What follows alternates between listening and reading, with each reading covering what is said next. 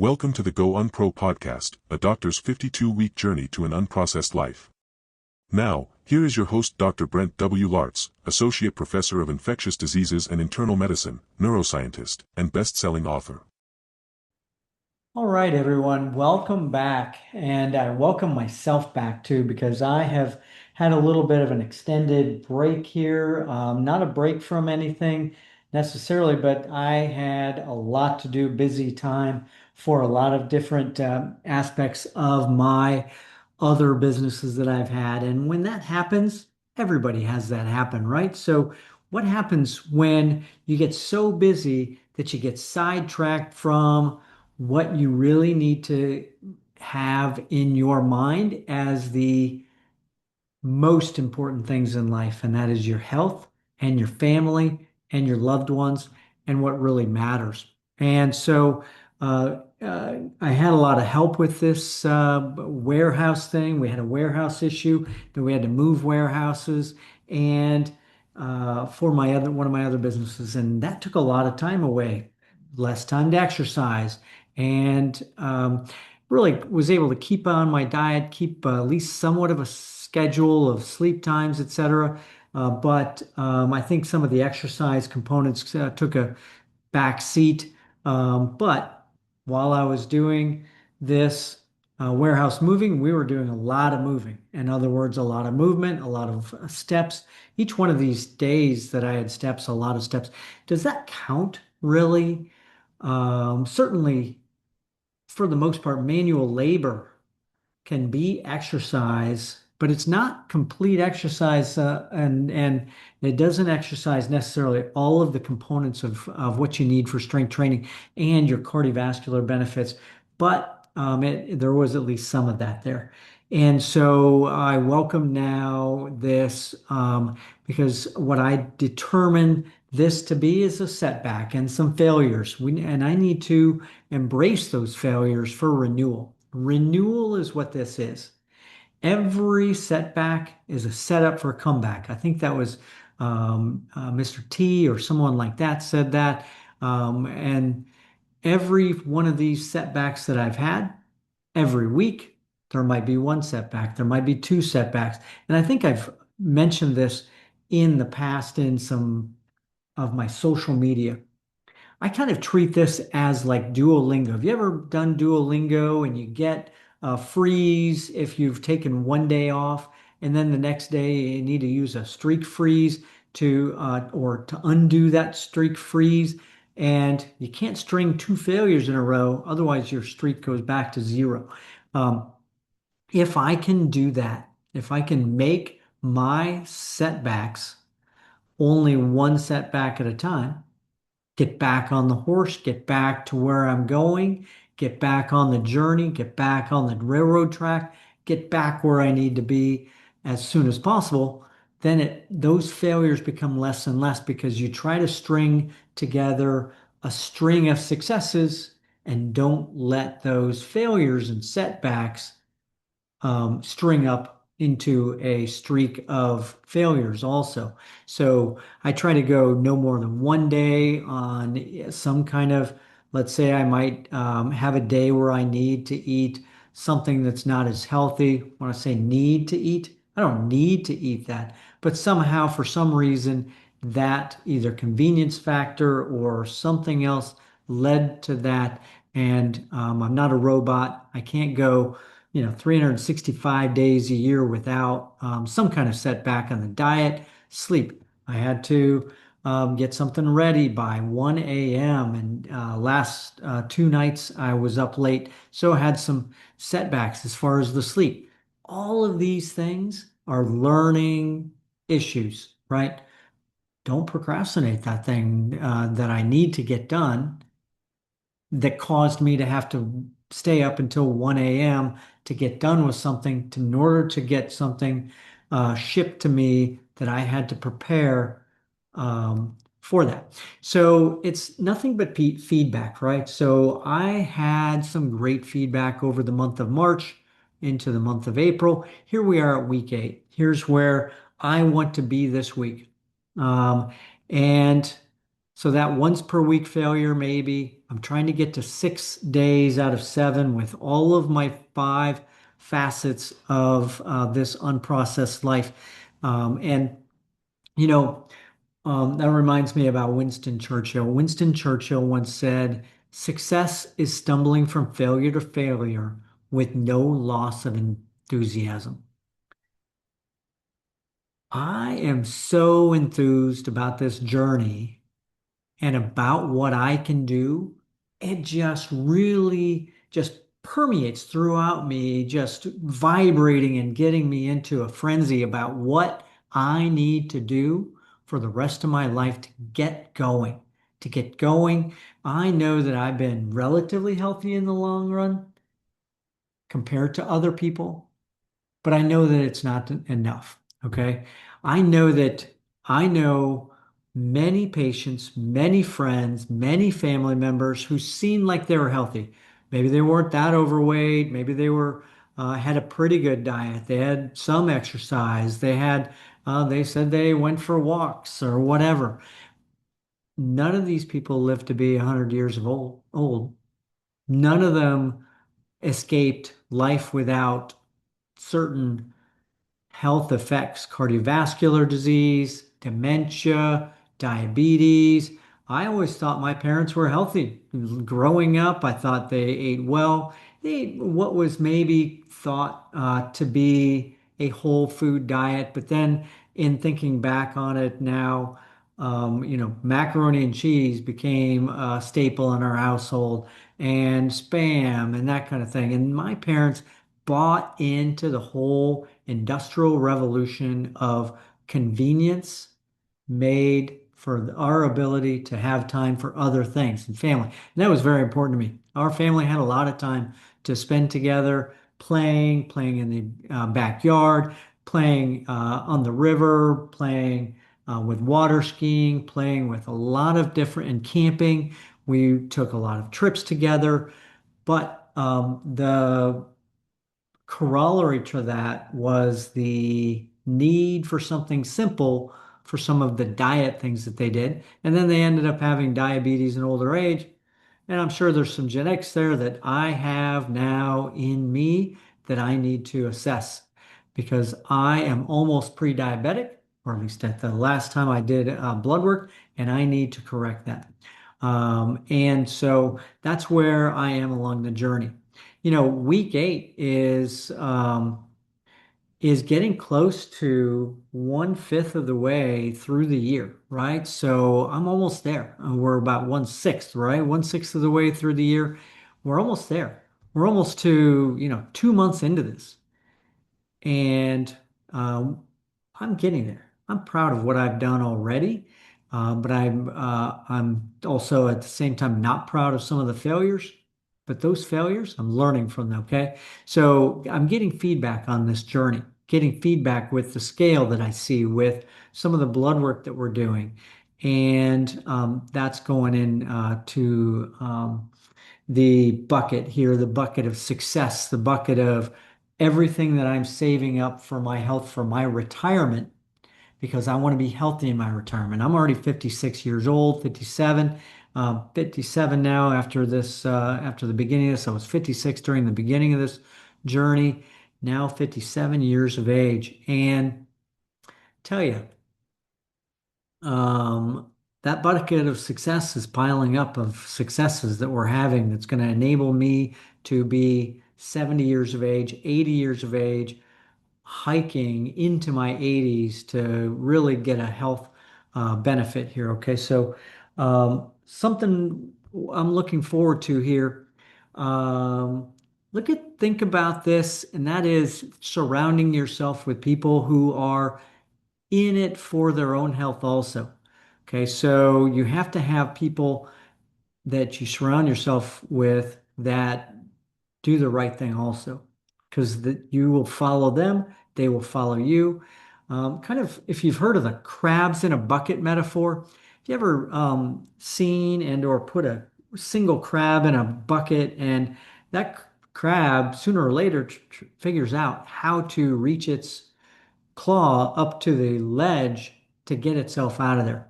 But if you set 4 crabs in there and the one gets his way up onto the ledge with the one pincer, pretty soon one of the guys down below, one of those little crab friends, reaches up and grabs him and pulls him back in.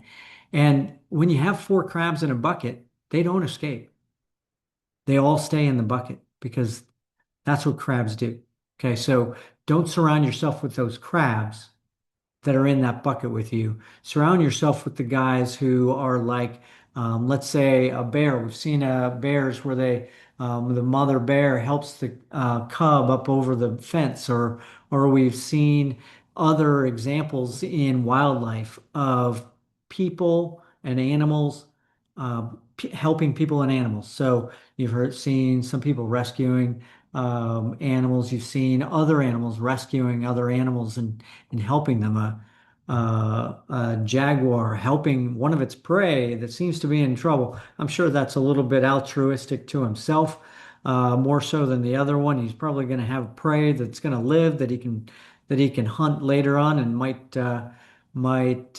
provide a meal. But let me tell you, surround yourself still with people who help you along your journey and that you can help along the journey too. Because the more you help someone else, and this is where this community is that I want to build. Okay. I want to build you to help me. And I want to help you with what I'm doing. Hopefully, you can follow me. Don't follow me to a T. Don't follow every single thing that I do because every person is different. I tell this to my patients all the time. I'll tell you, patients ask me exactly what they need to do, and I tell them, or what exactly is going to happen to them along the way with their health journey. And I tell them every single person is different. That N equals one. You learn, each person learns differently. Each person has their own baggage that they bring along to the journey that's going to affect them differently. And I have that baggage. I have some of the things that I've learned incorrectly that are making things difficult for me. And we really need to keep that in mind that just because I'm doing something doesn't mean everybody that is correct for everybody. And just because somebody else does something and it seems like a success, and that gets me to my next thing because we're going to talk in Sunday Science pretty soon. We're going to talk about testosterone, and I think that while there is a lot of data and common sense for the use of testosterone replacement therapy with aging, there is also a lot of data out there for longevity that suggests that lower testosterone is actually better, and certainly too much testosterone is certainly a detriment to longevity. But it seems intuitive that testosterone replacement would help overall the quality of life. There's a lot of data for that, and there's a lot of data for increasing muscle mass and increasing lean muscle mass for this. But we're going to talk about the actual data to show that potentially longevity is not a friend of testosterone completely. Now, with that said, that's not for everyone. And testosterone replacement is not for everyone, and neither is no testosterone. So I'm speaking with physicians and my medical care practitioner to talk about this on a annual basis to assess that need. Okay, um, so certainly don't listen to things that are out there in the media, out there in the social media, because one person is going to show you, oh, I'm on whatever medication. It could be creatine, it could be testosterone, it could be a lot of different things. And they will say, I've got such success because I've lost weight, etc. Um, we don't even know if that's true. We don't even know what the outcome is. 5 years later, that person could have a heart attack because not necessarily because of that intervention, but because of every other thing that they do might impact that. And so the more I feel like I stick to a mind diet, the Mediterranean diet, less meat, less processed food, more vegetables, more fruits, and the more I stick to a sleep schedule, the more I stick to a movement schedule and connection, the better. Okay. And then also we're reducing plastics. So the five pillars of our unprocessed journey. Okay. So here's this week, week eight. Week eight is a little bit of a rehashing. This is a very short podcast, rehashing of some things, but I am going to a processed oil avoidance. Okay, so that doesn't necessarily mean seed oil versus others. I know that potentially olive and avocado oil are potentially healthier oils than some processed oils.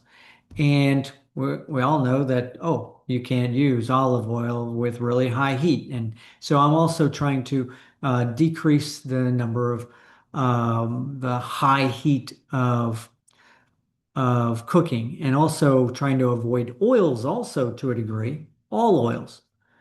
Cooking with water. With the wok and Asian cooking for a long time, they cooked with only water, not any kind of oil. And slowly over time, now that has been replaced by now using a lot of oils in cooking with woks and with stir fries, etc. But I've been working with trying to avoid all oils and cooking with water as the lubricant one would say in the pan. But I try to use 80% olive or avocado oils and then about 20% trying to use cold pressed seed oils. And is this an exact science? If you look at your general packaged processed foods and you see oils in them, what do you think the likelihood is that when you see canola oil, sunflower oil, or vegetable oil, or the magical, it'll say vegetable oil, in parentheses, it'll say canola, safflower, or some other oil, and it'll put an and or in there. That gives them the complete ability to substitute those based on the lowest cost oil of the day, right? So how do we believe what they then, a lot of foods that I try to eat that are packaged or processed, I try to get the ones that say either cold pressed or on the ingredients and not just plain vegetable oil and canola oil,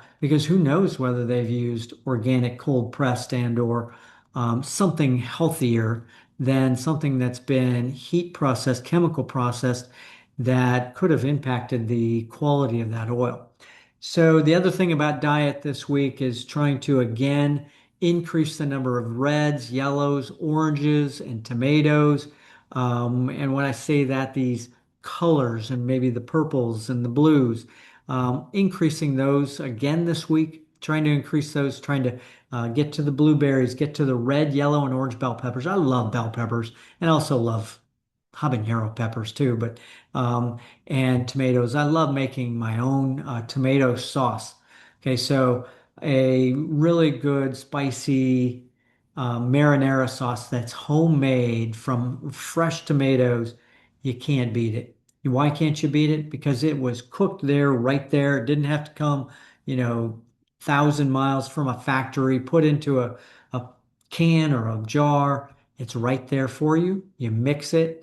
The vegetables are fresh, the vitamins are fresh, the minerals are fresh, all of those antioxidants are fresh, not processed, not heated, not irradiated, probably. Who knows what they do with these canned foods? And then also, you have less plastic, right? All of these cans have plastic linings in them. So I'm avoiding that and making fresh foods every week. And I've really been impressed with what my son has done too. He's just out of college and he's cooking for his own life now. and he is doing meal preps on Sundays. And so I've been really impressed with what he's been doing and what my daughter's been doing up in DC and in school still. And really impressed with what hopefully I've taught them.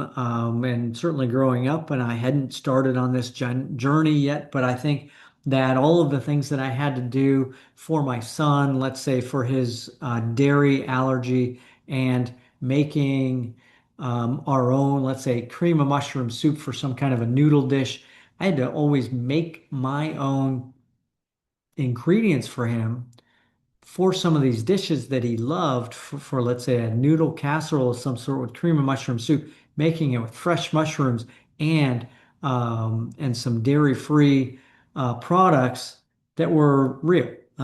Some dairy-free products out there are not very real, and it's kind of disappointing when I read some of the ingredient lists, and I eat a lot of dairy-free yogurts, and but I think they've really taken after this whole journey as well. So it's exciting to watch that. Okay, so movement. We are really this week. I am concentrating on finding friends to run with, and I found my girlfriend also has helped me a lot with this, trying to get me out on the road, out running. Potentially this week, again, we've talked about mixing up the types of exercise daily and getting some bike riding in there, getting some tennis.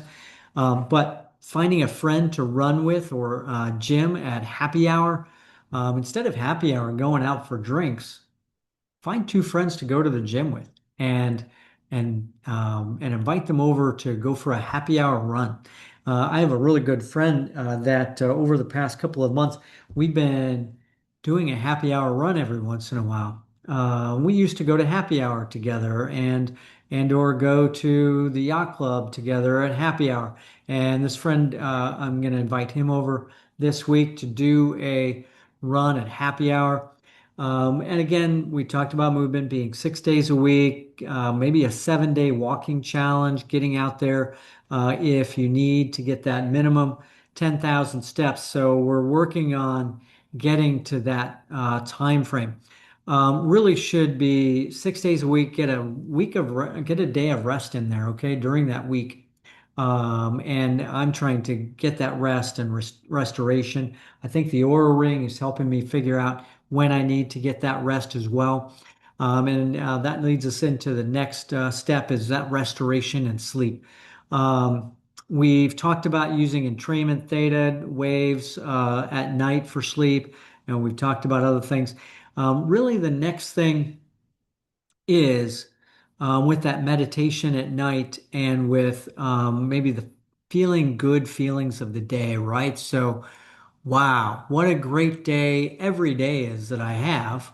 But you know what? There are stresses. I had a stress recently that turned me off a little bit, and I really had to recover from that and get the mindset back, the positive mindset, because there was somebody around me that really just struck a negative tone, and I really had to think about it.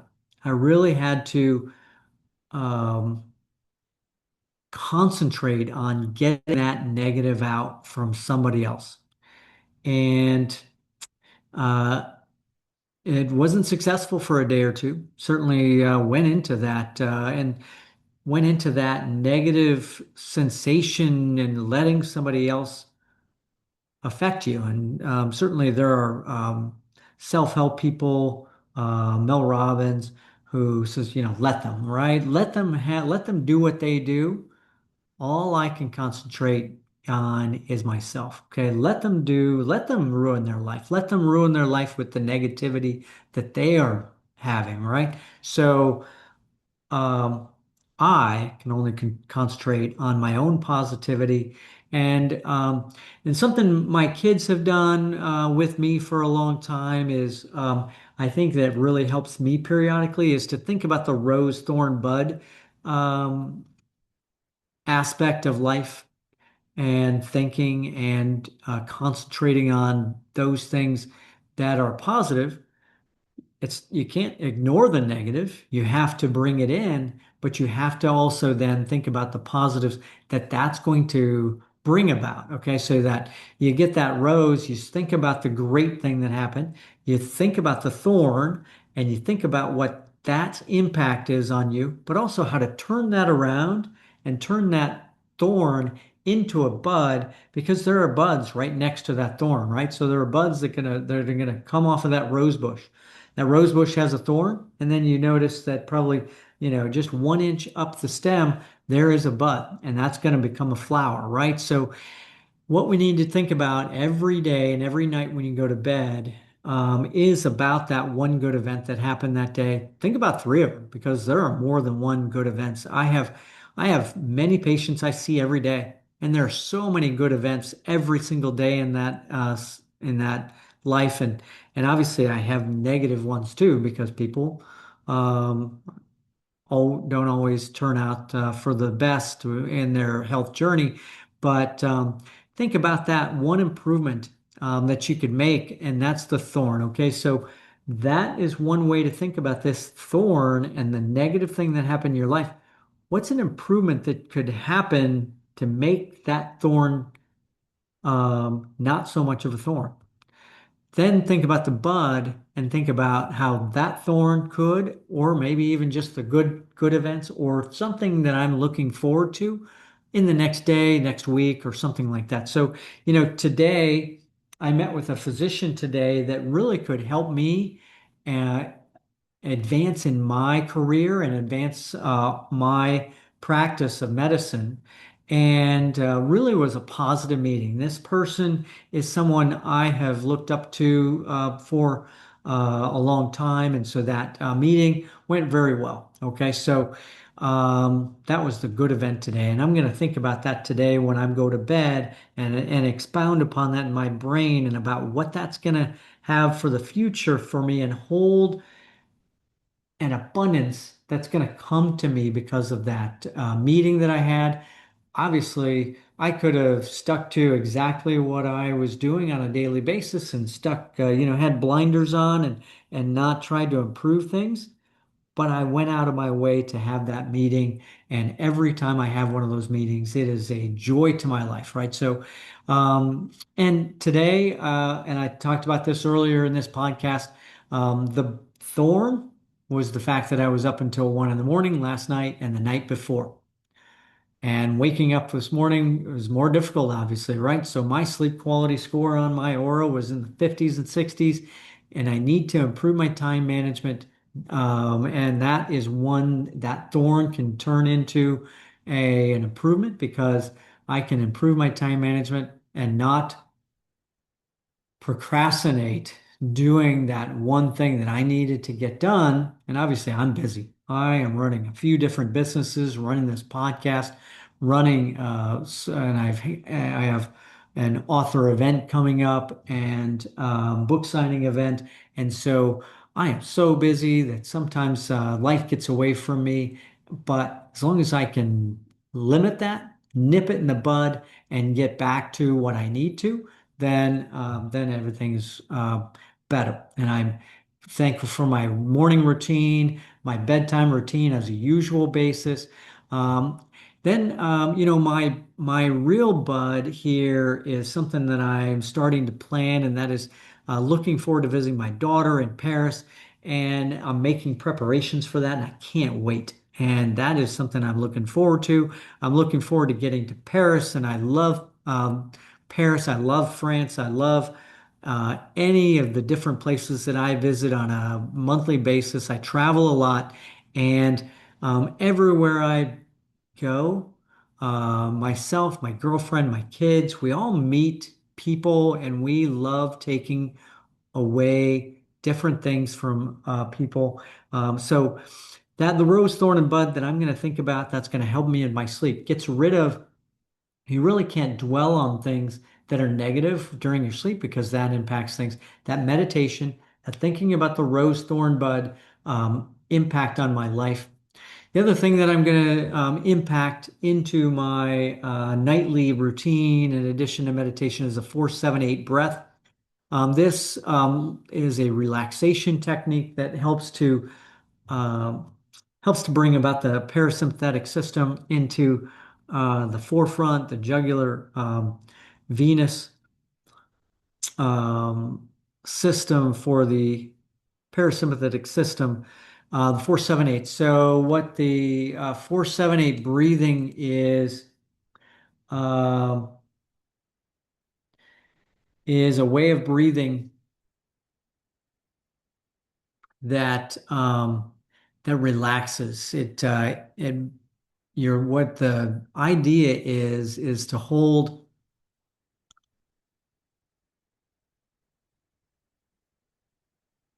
um, is to start with breathing in for 4 seconds. Okay, so you start out breathing in through your nose.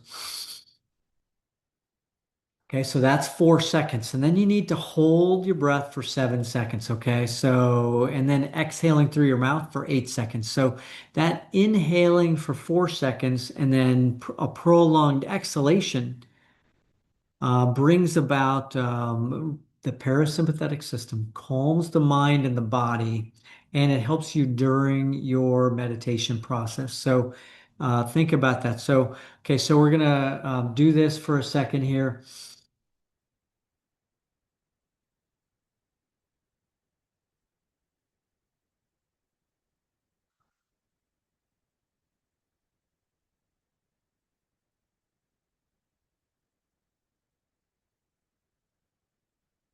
Wow, that even just a single breathing in and out 4, 7, 8 really brings about. You can feel your heart rate decreasing. You can feel your stroke volume increasing in your heart to improve your vagal nerve, bringing about jugular venous distension and bringing some of the blood out of your brain and into your system, and it really calms the mind. Okay, so I would say somewhere between 4 and 10 of those breaths is what I do. If you do a lot of these in a row, then you could potentially hyperventilate and that kind of thing. But do at least for about 10 minutes of this. So I do, maybe, um, and I don't always do for the entire 10 all 4, 7, 8 breathing, but it does, if you do some majority of that, does help me to relax. And so I'm instituting that into my um, connection here. So connecting with the mind, connecting with the body for sleep. And that's the deal. When you get past about 8 o'clock p.m., getting to that time frame where you can calm the body, calm the mind, and bring those roses, bring those thorns to the surface and deal with them and turn them into a positive, turn them into a bud, turn them into a bud that's gonna become the flower. Okay, so you start out with your rose because probably that rose that happened today used to be a thorn, and then it became a bud, and then it became a rose. That rose today didn't happen because some magical something else happened. Certainly, obviously, the rose today of that meeting didn't happen just because that physician was there and their positive attitude, and I'm surrounding myself with these positive physicians who have that. But I went out of my way to get that. Why did I go out of my way to get that? Because there was some other thorn in my life that precipitated me needing to get connection with other people for success, right? So at one point in the past, that rose happened because of a thorn and a bud that I saw an opportunity, and I turned that bud into a rose. Now, this bud that I have also that I'm thinking about visiting my daughter, when I am in Paris and I'm going to sleep at night in a few weeks, and I am thinking about that rose of being in Paris and being in the city of lights and city of just a magical romantic city that it is. and all of the positive things that happen in Paris and all of the great historical things that have happened in Paris, I'm going to be thinking about that rose. But that rose happened because of the bud of my thinking and also because of maybe the thorn of everything that I had taught my daughter about travel and getting out into the world. And then the bud that she had in her life of wanting to be in Paris. Um, it all comes full circle about these roses, thorns, and buds because thorns in your life, the failures in your life, the things that you think are negative in your life can turn into a positive. Okay. So all of that needs connection, right? So it needs family, and that's the connection. If you have family, we all have family that we think might be less positive, and we might think we might not want to spend time with them, but reconnect with some of that. Okay, so obviously don't connect with an unhealthy connection that is going to bring you down, but connect to it in a positive way. I'm joining some online community meetups, run clubs, Zoom calls. We have the Zoom calls that we've started here to get going with a community. We are starting also something in the future that I can't wait for also, and that's the bud that I can't wait for, is to get out there into different communities, to have some of these longevity community Zoom calls and community actual in-person meetings. And we're going to really do some things during those meetings that will help me to get onto this process of and onto this journey. And so I can't wait for that. And so I hope you'll join me. I think that it's going to be an amazing thing that is going to help us all. I hope that my positivity and everything can impact you. And I want all of the positive, and I love all the positive outflowing that I have from everybody, bringing their positivity into my life. I love it. I love every bit of it. I love every minute of it. Well, that was a Loverboy song, right? And I'm showing my age there. Maybe, age is a number, but it also is an experience. And I don't think any of you younger people here on the podcast know maybe what Loverboy is, but they have a song called "Loving Every Minute of It," right? I'm pretty sure that's Loverboy. Hopefully, I'm not wrong, and somebody's going to comment about this. But "Loving Every Minute of It" is a song that really impacts what I love from you guys. I love all of you guys. I love what you're doing with your life, and I love what I'm doing with my life, and I can't wait to go on further with this. And that connection, there are 1,000 ways and 1,000 things every day you can do for connection. Reaching out. We've talked about reaching out to other people and keeping up with some of your friends that you might have lost along the way. Very important. Okay, so that's the fourth pillar, the connection, what we're building. You can find us on Substack, Facebook events, Go On Pro Longevity, the community Zoom call. Go to goonpro.com to see some of these events, and and we'll see you maybe in person in a city near you. And we'll also see, starting here in Florida, but also worldwide. I might even set up an event in Paris for that matter. I'm sure that there are some people listening in Paris potentially that could come, and I'll practice my French and we'll je vais à Paris, right? So I don't know French that well, but je t'aime beaucoup, okay? Je t'aime beaucoup, et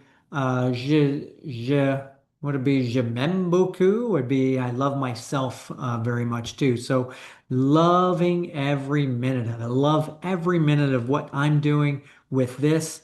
I can't wait to get out there and see you, meet you, see what you're doing with your lives, and I can't wait. So, plastic. We have our plastic reduction, right? Here's something that is a minimal small thing, doesn't cost a darn dime, okay? So to do this, you ever go to the produce section of your market, and they have those little plastic bags that you can open up, and then you put two peppers in there and put it in your cart. And there are certain things that you can't collect without using a paper bag, but I try to just set those peppers naked in the cart, right? Why use a paper? Why use a plastic bag for that? Why use that? And that plastic bag is made with some really bad plastic. Okay, so um, I don't want that plastic next to my pepper skin that I'm going to be cooking later that I'll rinse off potentially, but I don't want that plastic next to it. I get a lot of whole nuts and whole non-roasted nuts, whole raw, I guess that would be it, whole raw cashews, whole raw nuts, and I don't want to put those in a plastic bag. That's really getting stuff there that's going to be, I'm not going to wash off my cashews before I make them into a cashew milk or a cashew yogurt or whatever. Um, what I've tried to start doing is visiting the checkout area, getting a couple of the small plastic or paper bags that you can put those in if you absolutely need to. Like, let's say for the whole raw cashews, you have to have a bag for them somehow. That's something you can put in your cart. So, using those produce paper bags, or there's also a way you can get a hemp bag to put those in to be weighed and avoid that. Then some grocery stores. I know Sprouts does it at some of their grocery stores, putting some of those hemp bags out there. You have to purchase the hemp bag, but it can be reused next time you go to the grocery store. And then when you get home, you can put them in a glass jar. I know that also in the past, I think at Whole Foods, I bought some. I use a lot of quart canning jars, right, or quart canning ball jars, etc. Um, you could fill up that with your nuts and pay for the canning jar. And now it's in a glass jar now that you've done it. I use that a lot to store a lot of my food at home, use a lot of glass jars, trying to avoid plastic and or the plastic containers, and we talked about that before. And we can reuse these paper bags, okay? More vegetables is going to help also avoid that plastic overexposure. All right, so that's week eight in a nutshell. We're almost a sixth of the way, getting toward a fifth of the way, a couple of months under our belt almost. And let's go do a rundown really quickly of things we've done in the past. We've increased our movement. We've started our accountability by getting an app. I've really gotten into my sleep and circadian rhythm tracking and my Sunday meal prep. I've avoided fast foods. I drink water daily. I get a prescription of water that's brought to me, trying to avoid plastic, but it's not completely avoidable. But I would rather drink water out of a plastic bottle than drink a soda or something else. So um, I have increased my vitamin D and calcium supplementation, B12 supplementation, increased my um, whole food diet and less meat, more vegetables, more fruits, more antioxidants, really impacting my microbiome. I've avoided dairy for my own purposes. In general, I don't eat any red meat hardly at all, maybe once a month at the most. Poultry and seafood only, or maybe a couple of days a week.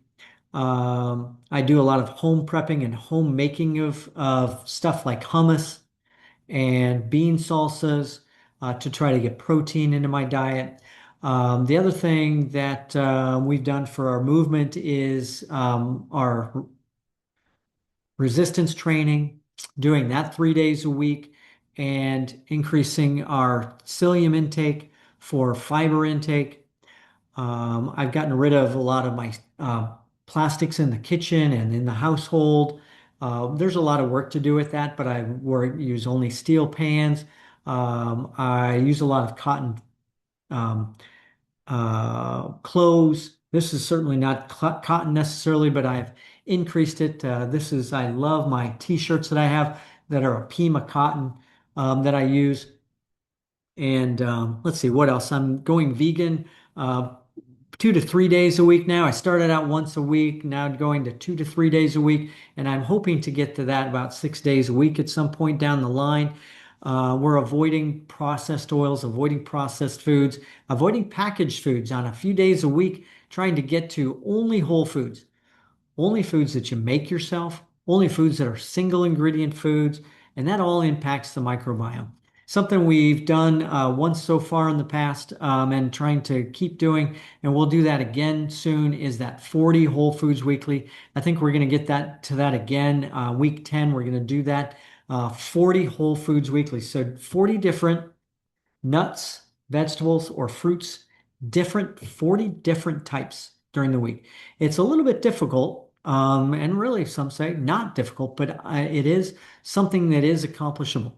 We are using less plastic bags, and for the social connection, we've talked about creativity, painting, and doing some poetry, doing some writing, reading, other things that impact us. So I love that you guys are coming along with me on this podcast, along with this journey.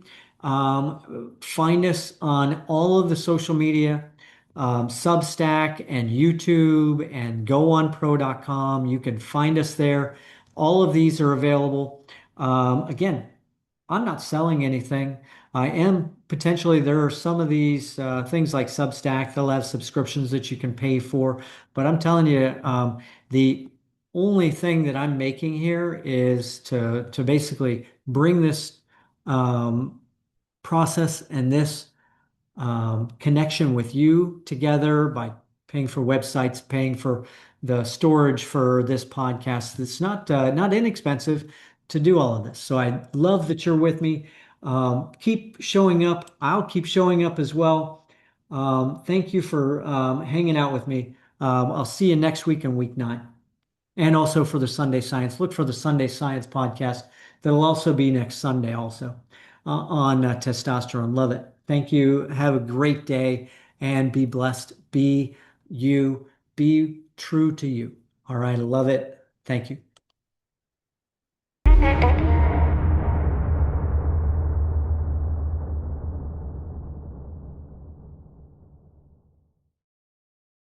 This site and any information communicated within it are not intended as medical advice. The information herein is not intended as medical care, diagnosis, or treatment of any medical condition. No component of this content, including discussion or comments, shall be construed or implied as establishing a doctor-patient relationship. Before you translate or copy any of the information, diet, exercise, or products utilized herein or on any social media post to your own practice, consult your own research, physician, therapist, or nutritionist for your own health. No warranties or claims are made as to the benefits or risks of any treatments, diet, exercise, or products herein. Research any treatments, diet, exercise, or products thoroughly before trying for yourself. Referral, affiliate, or advertising fees may be garnered by this site.